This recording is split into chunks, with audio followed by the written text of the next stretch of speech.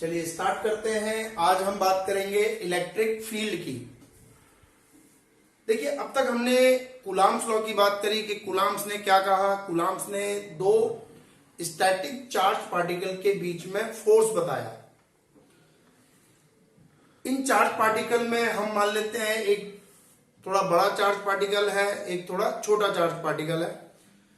वैसे जब हम बात कर रहे थे कूलॉम्स लॉ की तो हमने कहा था कि कूलॉम्स लॉ जनरली आपके पॉइंट चार्ज पार्टिकल में लगता है, बट उनका मैग्नीट्यूड थोड़ा क्या है, अलग अलग है। तो हमने क्या करा, एक चार्ज पार्टिकल ले लिया Q,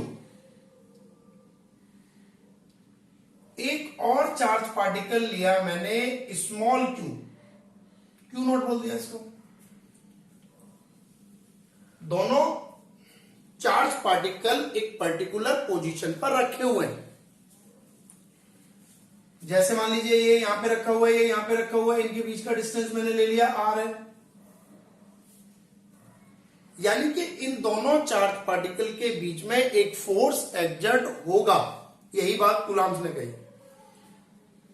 अब आप समझिए कि अगर मैं इस चार्ज पार्टिकल को यहां से रिमूव कर दूं, हटा दूं,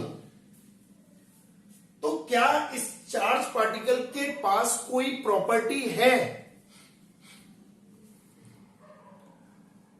इस चार्ज पार्टिकल के पास क्या कोई प्रॉपर्टी है? बात नहीं समझ में आ रही भाई? क्या, कौन सी प्रॉपर्टी? किस बात की प्रॉपर्टी? प्रॉपर्टी का पता तब चल रहा है जब दूसरा चार्ज पार्टिकल आ रहा है। अगर वो चार्ज पार्टिकल नहीं है तब भी तो इसके पास वो प्रॉपर्टी है जो वो इस पर दिखा रहा है, या नहीं? एब्सोल्युटली। यानी कि इसकी जो प्रॉपर्टी है वो क्या है कि दूसरे चार्ज पार्टिकल के ऊपर फोर्स लगा सकता है।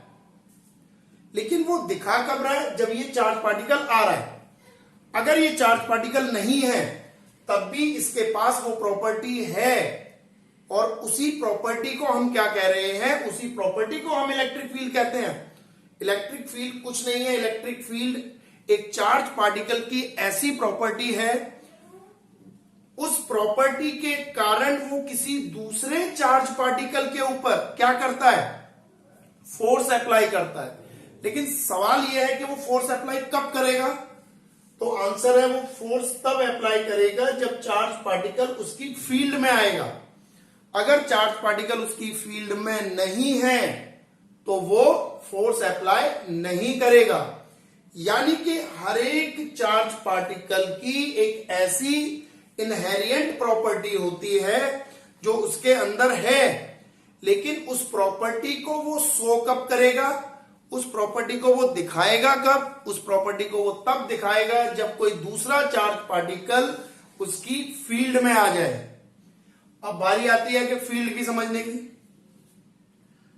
तो देखिए, फील्ड का एग्जाम्पल बड़े आसानी से समझ लो। आप क्लासरूम में बैठे हुए हो, टीचर कुछ बोल रहा होता है तो उसकी आवाज एक पर्टिकुलर रीजन तक ही फैलती है। अगर आप उस रीजन में आ जाएंगे तो टीचर की आवाज आपको सुनाई देगी। अगर आप उस रीजन से बाहर निकल गए तो उस टीचर की आवाज आपको सुनाई नहीं देगी। यानी कि टीचर की एक फील्ड हो गई, उसकी आवाज कहां तक पहुंच सकती है? वो एक फील्ड हो गई।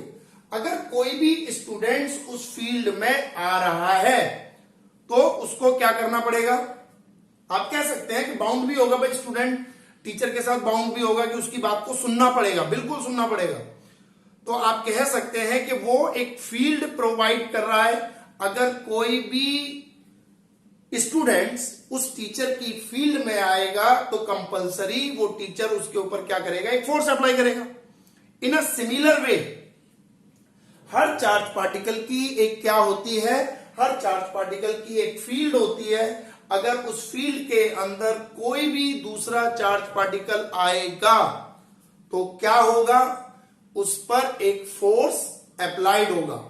तो सबसे पहले हमने उस फोर्स को पढ़ा कि वो फोर्स कितना होता है। अब हम पढ़ने जा रहे हैं इलेक्ट्रिक फील्ड। तो बेसिकली इलेक्ट्रिक फील्ड का आपको मतलब समझ में आया होगा कि इलेक्ट्रिक फील्ड क्या है, किसी भी चार्ज पार्टिकल की एक इनहेरिएंट प्रॉपर्टी है, वो उसके अंदर होती है, चाहे दूसरा चार्ज पार्टिकल हो या ना हो, लेकिन उसकी फील्ड का पता कब चलता है, जब कोई दूसरा चार्ज पार्टिकल उसकी फील्ड में एग्जर्ट करता है, एंट्री करता है। और वो पता कैसे चलता है? वो पता चलता है कि वो चार्ज पार्टिकल उस दूसरे चार्ज पार्टिकल के ऊपर फोर्स अप्लाई करता है।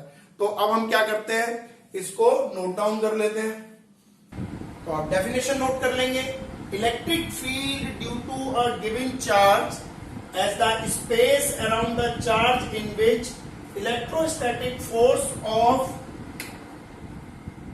attraction or repulsion due to the charge can be experienced by any other charge।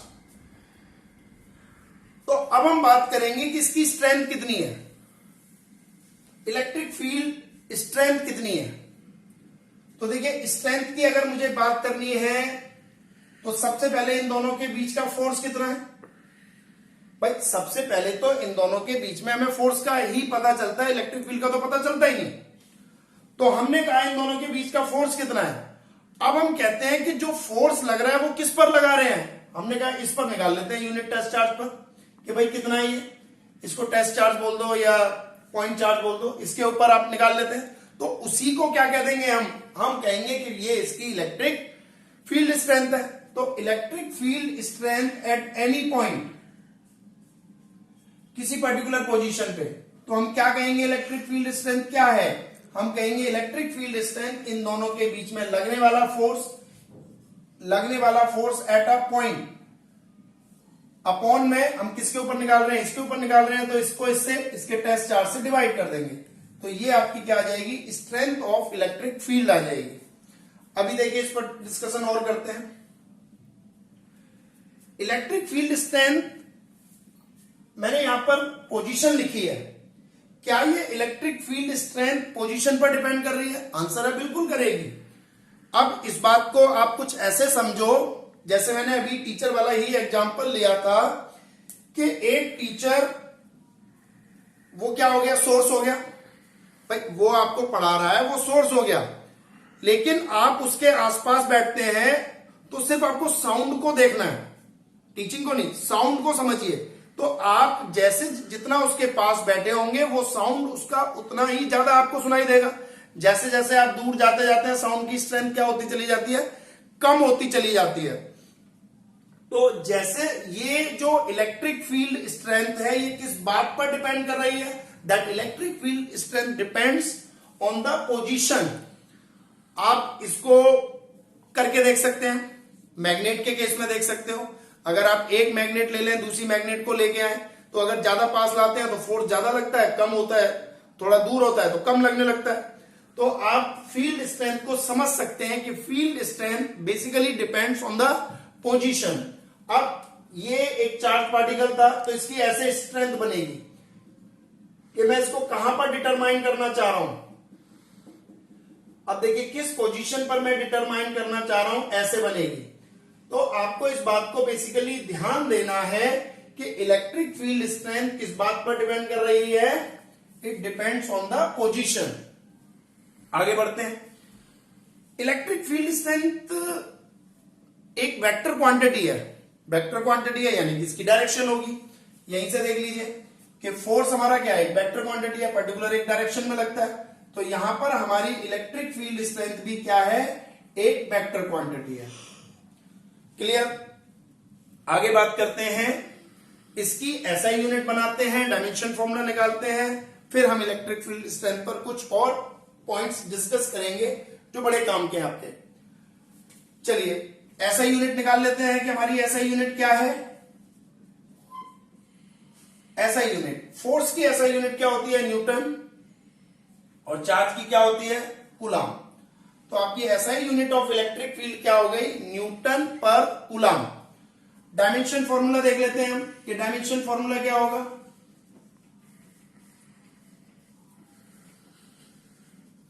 देखिए डायमेंशनल फॉर्मूला क्या होगा, फोर्स का डायमेंशन फॉर्मूला क्या होता है, m1 l1 T-2। चार्ज का डायमेंशन फॉर्मूला क्या होता है?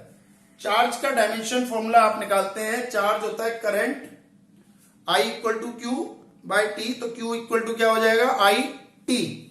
तो A एम्पियर के लिए और टाइम के लिए T। तो यहां से आपका जो डायमेंशन फॉर्मूला आया वो क्या आया? M1 L1 T-3A-1, ये आपका डायमेंशन फॉर्मूला आ गया। अब हम एक और पॉइंट को क्लियर करके चलेंगे। यहां पे हमने लिखा है कि अट्रैक्शन होता है, रिपल्शन होता है, इलेक्ट्रोस्टैटिक फोर्स।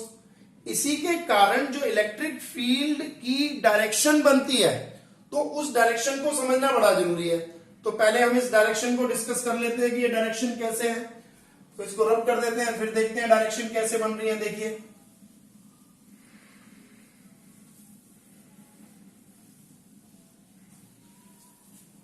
चलिए डायरेक्शन की बात करने लगते हैं। अब हमने क्या करा, एक पॉजिटिव चार्ज ले लिया, ये मैंने एक प्लस क्यू ले लिया, सोर्स चार्ज है ये मेरा। ये मैंने टेस्ट चार्ज ले लिया, ये एक टेस्ट चार्ज है मेरा, छोटा सा चार्ज है। दोनों के दोनों पॉजिटिव लिए। अगर मैंने दोनों के दोनों पॉजिटिव लिए तो इनके बीच का जो फोर्स होगा वो कैसा होगा? भाई सेम चार्जेज है, रिपल्शन का फोर्स लगाएंगे। यानी कि ये तो अपनी जगह पे फिक्स है, ये तो अपनी जगह पे फिक्स है, तो इस पर फोर्स को देखना है भाई कैसा लगा। तो हम कहेंगे ये इसको धक्का मारेगा, यहां से इसने इसको धक्का मारा, तो इसके कारण जो इलेक्ट्रिक फील्ड बनी वो कैसी हो गई? तो हम कहेंगे कि इसके कारण जो इलेक्ट्रिक फील्ड बन रही है वो आउटवर्ड हो गई। तो आप एक पॉइंट याद कर लेंगे कि अगर कभी भी आपसे बोला जाए कि पॉजिटिव चार्ज है, इसकी इलेक्ट्रिक फील्ड बनाई है, तो वो इलेक्ट्रिक फील्ड आपकी क्या होगी? आउटवर्ड होगी। ये आ गए। चलिए इस पॉइंट को क्लियर कर लिया। अब अगर मैं इसको नेगेटिव ले लूं तो क्या होगा? अगर मैं नेगेटिव ले लूं तो ये क्या करेगा? इसको अपनी ओर अट्रैक्ट करेगा। पॉजिटिव चार्ज है ये वाला, ये पॉजिटिव है, तो फील्ड ऐसे। अब मैंने इस चार्ज को क्या कर दिया? नेगेटिव ले लिया। टेस्ट चार्ज को मुझे हमेशा क्या करना है? पॉजिटिव लेके चलना है अभी बात को समझने के लिए। अब इस पर किधर की तरफ फोर्स लगा? ऐसे, इसको अपनी ओर खींचेगा, खींचेगा तो इसके कारण जो इलेक्ट्रिक फील्ड बनी वो कैसी हो गई? इनवर्ड। तो आपने दो पॉइंट याद कर लेने हैं कि जब कभी भी कोई पॉजिटिव चार्ज है तो उसके कारण इलेक्ट्रिक फील्ड कैसी बनेगी? पॉजिटिव है तो आउटवर्ड बनेगी, और अगर कोई नेगेटिव है तो फील्ड कैसी बनेगी? इनवर्ड बनेगी। आउटवर्ड, इनवर्ड, याद रहेगा। अब और बातें करते हैं इसके ऊपर। क्या हम जो फील्ड की डिटर्मिनेशन कर रहे हैं वो एक्यूरेट है? इस पर डिस्कशन करें। तो देखिए एक्यूरेट कैसे है, बात करते हैं एक्यूरेट की के क्या है। हम लेते हैं कि हमारा जो E है वो क्या आ रहा है? पोजीशन पे डिपेंड कर रहा है बिल्कुल, F R बाय Q0। अगर मान लीजिए कि मैं ये मान लेता हूं कि Q0 मेरा बहुत छोटा है, इतना स्मॉल है कि मैं इसको 0 मान लूं, तो मेरी इलेक्ट्रिक फील्ड किसी भी सोर्स चार्ज के कारण कितनी हो जाएगी? वो इनफाइनाइट तक हो जाएगी। यानी कि अगर मैं इसको छोटा करता जाऊं करता जाऊं करता जाऊं और इतना छोटा कर दूं कि वो 0 हो जाए, तो इसका मतलब मेरी इलेक्ट्रिक फील्ड जो हो गई वो किसी भी चार्ज की वो इंफिनिटी तक हो गई। लेकिन ये जो चार्ज पार्टिकल है, ये चार्ज पार्टिकल आपका क्या है? क्वांटाइज्ड है, मतलब 0 नहीं हो सकता। ये बात हमने पढ़ी हुई है। चार्ज की कोई ना कोई मिनिमम वैल्यू होगी, that mean charge must have a minimum value, और वो मिनिमम वैल्यू हमें पता है कि क्या होगी? 1.6 इंटू 10 की पावर -19 कूलाम होगी। ये आपका चार्ज ऑन इलेक्ट्रॉन होता है। अगर हम चार्ज ऑन इलेक्ट्रॉन की मिनिमम वैल्यू कह रहे हैं तो इसका मतलब क्या है कि इलेक्ट्रिक फील्ड जो स्ट्रेंथ है वो कभी भी एक्यूरेट मेजर नहीं की जा सकती, यानी कि इसकी वैल्यू क्या होगी, समवेयर या तो थोड़ी सी कम होगी या थोड़ी सी ज्यादा होगी, but we can not determine the accurate electric field. किसी भी पॉइंट पर हम एक्यूरेट नहीं निकालेंगे उस पोजीशन पे चार्ज की, क्योंकि अट्रैक्शन या रिपल्शन के कारण वो क्या करेगा, दूसरे चार्ज पार्टिकल पे फोर्स लगा रहा है, तो चार्ज की एक मिनिमम वैल्यू होती है। इस मिनिमम वैल्यू के होने के कारण एक्यूरेट इलेक्ट्रिक फील्ड नहीं आती। अब ज्यादा आएगी या कम आएगी, ये कैसे याद रखोगे? तो आपको ऐसे याद रखना है कि अगर हम पॉजिटिव टेस्ट चार्ज ले रहे हैं, अगर हमने पॉजिटिव टेस्ट चार्ज लिया तो आपकी जो इलेक्ट्रिक फील्ड आएगी वो एक्यूरेट से थोड़ा कम आएगी। अगर मैंने पॉजिटिव टेस्ट चार्ज लिया तो जो मेरी इलेक्ट्रिक फील्ड आएगी वो थोड़ी सी क्या आएगी, कम आएगी। लेकिन अगर मैं नेगेटिव लूंगा तो एक्यूरेट से थोड़ी सी ज्यादा आएगी। तो इन पॉइंट्स को भी आप क्या रखेंगे, याद रखेंगे कि इलेक्ट्रिक फील्ड इंटेंसिटी किसी भी पॉजिटिव चार्ज पर कैसी बनती है, नेगेटिव चार्ज पर कैसी बनती है, उनके बीच का फोर्स कैसा होगा, इस चीज को आप याद रखेंगे। ठीक है जी। अगला पॉइंट अब हम डिस्कस करेंगे कि हम क्या निकालेंगे, किसी फोर्स के ऊपर इलेक्ट्रिक फील्ड की, मतलब इलेक्ट्रिक फील्ड डिटरमाइन करेंगे किसी पर्टिकुलर पॉइंट के ऊपर। तो अगर आपको बोला जाए कि आपने फोर्स डिटरमाइन करना है, तो देखिए फोर्स कैसे डिटरमाइन करेंगे। अगर आपको इलेक्ट्रिक फील्ड पता है तो यहीं से फॉर्मूला लगा दीजिए, F इज इक्वल टू क्या आ जाएगा, इलेक्ट्रिक फील्ड को चार्ज से मल्टीप्लाई कर दीजिए, तो वही सेम फॉर्मूला है कि आपने कैसे डिटरमाइन करना है। तो फोर्स की डिटरमिनेशन आप ऐसे कर सकते हैं, इलेक्ट्रिक फील्ड पता है तो आप टेस्ट चार्ज से मल्टीप्लाई करते हैं। अब आपको पर्टिकुलरली एक फॉर्मूला ड्राइव करना है इलेक्ट्रिक फील्ड का, जैसे हमने यहां पे डिटरमाइन किया। तो electric field intensity at a point, ये हम डिटरमाइन करते हैं कि क्या होगी, उसको देख लेते हैं। देखिए क्या होगी, इलेक्ट्रिक फील्ड के लिए हमने यहां पर एक सोर्स चार्ज ले लिया और यहां पर हमने ये Q नॉट ले लिया। इन दोनों के बीच का डिस्टेंस R है, तो इनके बीच में फोर्स कितना लगेगा, तो कूलम्ब्स लॉ लगा दो। F इज इक्वल टू क्या होता है, 1/4 पाई एप्सिलॉन नॉट, क्या होगा, Q not upon R square. अब मुझे इलेक्ट्रिक फील्ड डिटरमाइन करनी है, तो इलेक्ट्रिक फील्ड क्या था, F by Q naught. F की वैल्यू डाल दीजिए 1/4 pi epsilon naught, Q naught by R square divided by Q naught, ये कैंसिल कर दीजिए, क्या आ जाएगा 1/4 pi epsilon naught Q by R square. तो आपको electric field intensity at a point अगर निकालनी है तो आप ये लगा दोगे, इलेक्ट्रिक फील्ड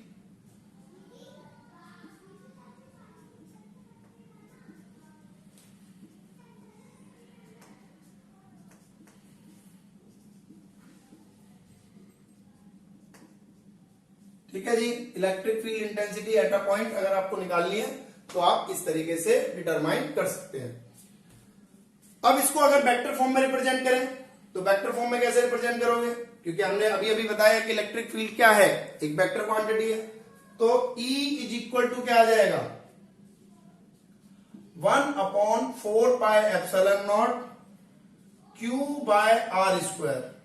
इधर तो कोई भी क्वांटिटी वेक्टर फॉर्म में नहीं है, तो जैसे हमने फोर्स में किया था यहां पर हम क्या लगा देंगे, एक यूनिट वेक्टर लगा देंगे। तो E is equal to 1/4 pi epsilon naught Q by R square, और इस R को क्या लिख देंगे आप, R vector upon R magnitude, which can be written as E is equal to 1/4 pi epsilon naught Q by R की cube, और ये वेक्टर ये आ गया। इस तरीके से आप इसको याद रखेंगे। ठीक है जी। तो यहां तक आप इस पॉइंट को क्लियर करके चलेंगे कि अगर इलेक्ट्रिक फील्ड के बारे में पूछा जा रहा है कि इलेक्ट्रिक फील्ड क्या है, तो आप इलेक्ट्रिक फील्ड बता देंगे। अभी हम इलेक्ट्रिक फील्ड के कुछ डायग्राम आते हैं, 1 मार्क में आपसे डायग्राम पूछे जाते हैं कि पॉजिटिव चार्ज का, नेगेटिव चार्ज का मैंने अभी आपको बना के दिखाया। इसी प्रकार से अगर 2 चार्ज हैं, दोनों पॉजिटिव हैं, तो आपसे इलेक्ट्रिक फील्ड बनवाई जाती है। दोनों नेगेटिव चार्ज है तो बनवाई जाती है। एक पॉजिटिव और एक नेगेटिव चार्ज है तो बनवाई जाती है। उसको आप कैसे सॉल्व करोगे ये हम डिस्कस करते हैं। चलिए जी, आप इलेक्ट्रिक फील्ड लाइंस बना लेते हैं। 1 मार्क में आपका बहुत इंपॉर्टेंट क्वेश्चन है, कई बार एग्जाम में आपसे पूछा जाता है। अगर आपको एक पॉजिटिव चार्ज दे रखा है तो इसके कारण आपको इलेक्ट्रिक फील्ड बनानी है। तो जैसा अभी हमने डिस्कस किया कि अगर कोई भी पॉजिटिव चार्ज है तो उसके कारण जो इलेक्ट्रिक फील्ड बनेंगी वो आउटवर्ड होंगी, तो आप आउटवर्ड इलेक्ट्रिक फील्ड बना देंगे इस तरीके से।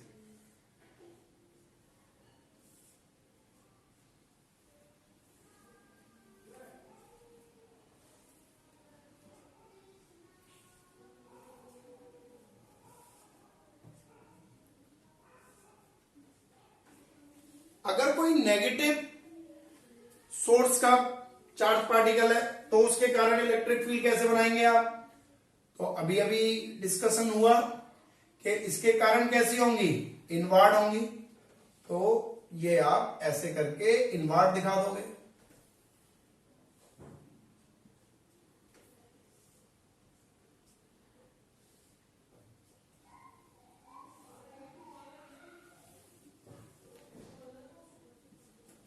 ठीक है जी। अब आपको क्या समझना है, अगर मान लीजिए आपको 2 चार्ज पार्टिकल दे रखे हैं, एक पॉजिटिव और एक नेगेटिव, उनके कारण कैसे बनाओगे? देखो, अगर एक पॉजिटिव है और एक नेगेटिव है तो आप क्या करोगे, ये लाइनें ऐसे जाती हुई नजर दिखाओगे, लेकिन ये अलग है, ये अलग है। अभी हम एक और बना के देखते हैं, वो देखिए, इसको ऐसे ही रखिए। तीसरा देखते हैं, आपने एक पॉजिटिव चार्ज ले लिया Q और आपने एक नेगेटिव चार्ज ले लिया Q। तो पॉजिटिव से निकलेगी नेगेटिव की तरफ जाएगी ऐसे, पॉजिटिव से निकलेगी नेगेटिव की तरफ जाएगी ऐसे। आपने ऐसे याद रखना है कि ये ऐसे जा रही होगी लेकिन ऐसे कर्व ले जाएगी, ऐसे टर्न लेते हुए ऐसे। ठीक है जी, यहां से ये ऐसे ही निकलेगी क्योंकि इसका इनफाइनाइट सोर्स होता है, इसका भी इनफाइनाइट सोर्स होगा, तो ये ऐसे आ रही होगी। अब यहां आप ऐसे दिखा दोगे कि ये आ रही है इनफाइनाइट सोर्स से ऐसे। यहां पे आप क्या करोगे, यहां ये निकलते हुए दिखा दोगे।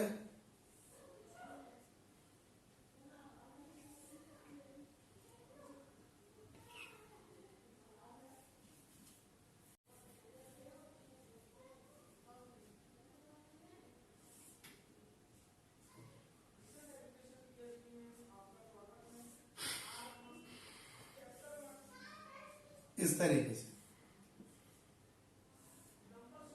ठीक है जी। अगर मान लीजिए आपको दोनों पॉजिटिव चार्ज ही दे रखे हैं तो कैसे बनाओगे, इसको रब कर देते हैं, नेक्स्ट देखते हैं। अब हम 2 पॉजिटिव चार्ज ले लेते हैं इक्वल मैग्नीट्यूड के। एक हमने प्लस Q ले लिया, दूसरा भी हमने क्या ले लिया, प्लस Q ले लिया। दोनों का मैग्नीट्यूड इक्वल है, तो सबसे पहले आप क्या करेंगे, दोनों के बीच में एक न्यूट्रल पॉइंट आएगा, बिल्कुल एक्यूरेट बीच में। यहां से ये जो फील्ड लाइन जाएंगी ये ऐसे करके निकाल दोगे इस तरीके से। आउटवर्ड जाना है, पॉजिटिव है तो, अगर ये नेगेटिव हो जाएगा तो इनवर्ट कर देना, बस इतना ही करना है इस तरीके से। अब आप बनाते जाइए इसको ऐसे, यहां पर जाएंगे या आउटवर्ड इस तरीके से।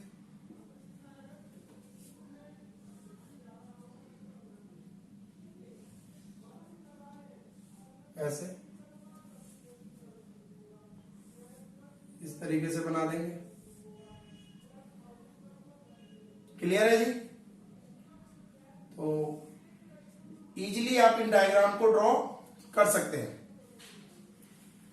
यहां पर क्या है कि हमारा ये Q1 और Q2 बराबर है,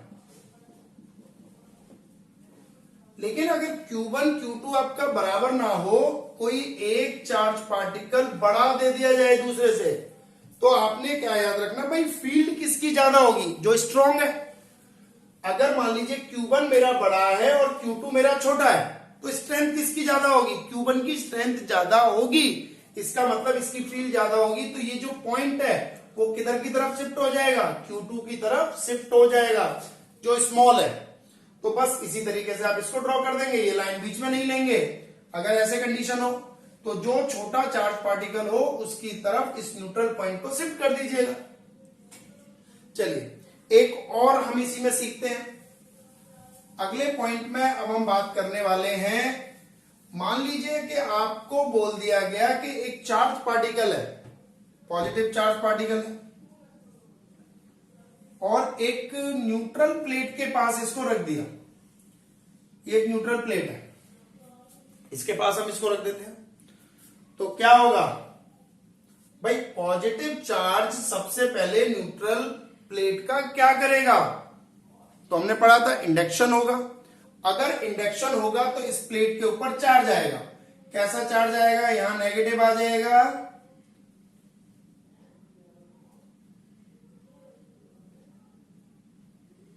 और इधर की साइड पॉजिटिव आ जाएगा, वो आप ड्रॉ कर लेंगे। चलिए नेचर हो गया इसका ये कि इंडक्शन के कारण इस पर पॉजिटिव नेगेटिव आ गया, क्योंकि ये पास रखा हुआ है। अब पॉजिटिव चार्ज पार्टिकल कैसी फील्ड बनाता है? आउटवार्ड बनाता है।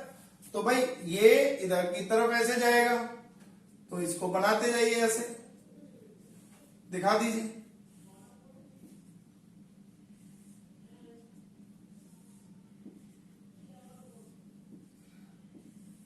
ये पॉइंट क्लियर है? तो आप इलेक्ट्रिक फील्ड लाइंस ड्रॉ कर देंगे। इलेक्ट्रिक फील्ड लाइन ड्रॉ करने के लिए आपसे एग्जाम में पूछा जाता है। अब हम क्या करते हैं, इनकी प्रॉपर्टीज की बात करेंगे कि इनकी प्रॉपर्टीज क्या हैं। प्रॉपर्टीज देख लेते हैं इलेक्ट्रिक फील्ड लाइंस की, कि प्रॉपर्टीज क्या हैं। Electric field lines are continuous curve,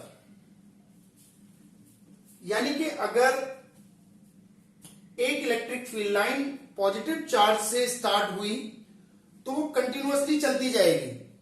कहां तक जाएगी? नेगेटिव चार्ज पार्टिकल तक जाएगी। अगर वो एक सिंगल चार्ज पार्टिकल है तो वो इन्फिनाइट तक जाएगी, but it is always be a continuous, there is a no breaks.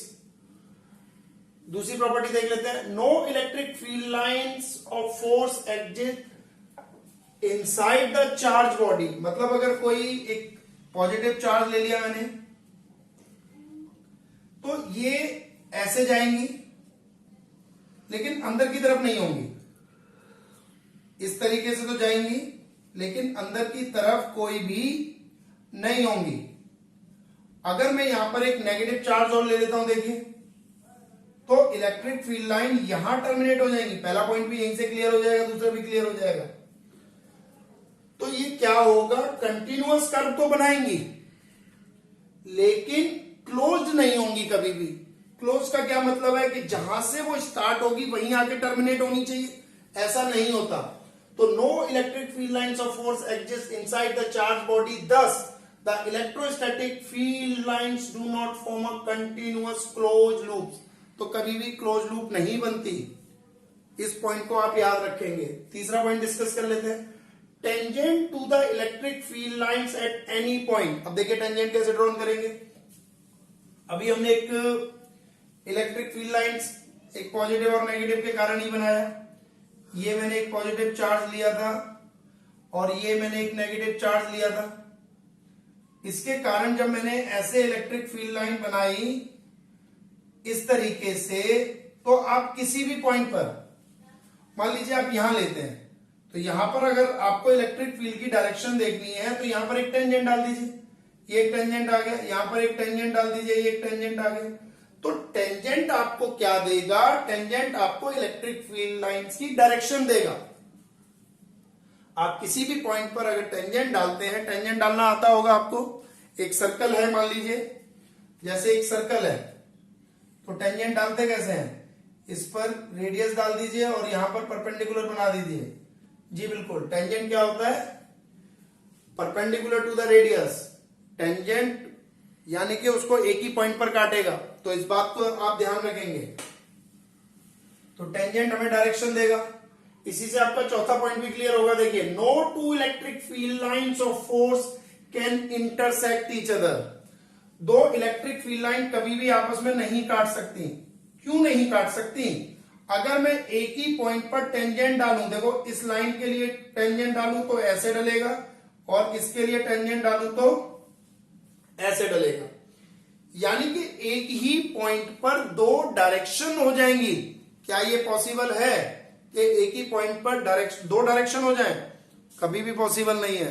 आप क्या कर रहे हैं, आपने एक तीर ले रखा है और दो तरफ आप निशाने लगा रहे हो, भाई पॉसिबिलिटी कैसे है, नहीं है।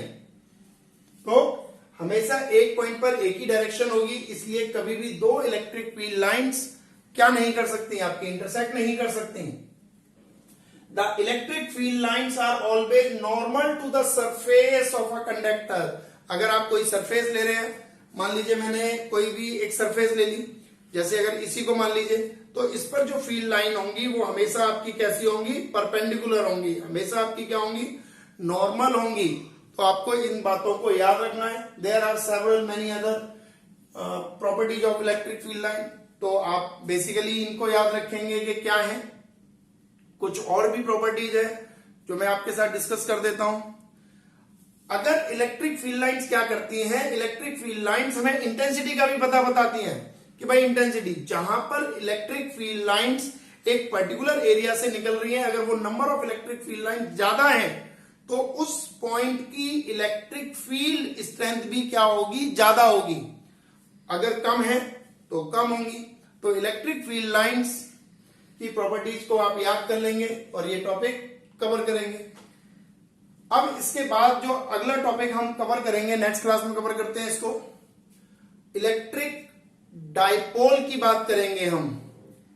इस चैप्टर का सबसे इंपॉर्टेंट टॉपिक में से आप कह सकते हैं कि सबसे इंपॉर्टेंट टॉपिक अब हम अगली क्लास में डिस्कस करने जा रहे हैं। इसके बाद और भी है, कैपेसिटर अपने आप में इंपॉर्टेंट है, पोटेंशियल अपने आप में इंपॉर्टेंट है, लेकिन जो सबसे मोस्ट हम कहें कि भाई बहुत ज्यादा एग्जाम में पूछा जाता है, तो इलेक्ट्रिक डाइपोल के बारे में हम नेक्स्ट क्लास में डिस्कस करेंगे। ठीक है जी, मिलते हैं नेक्स्ट।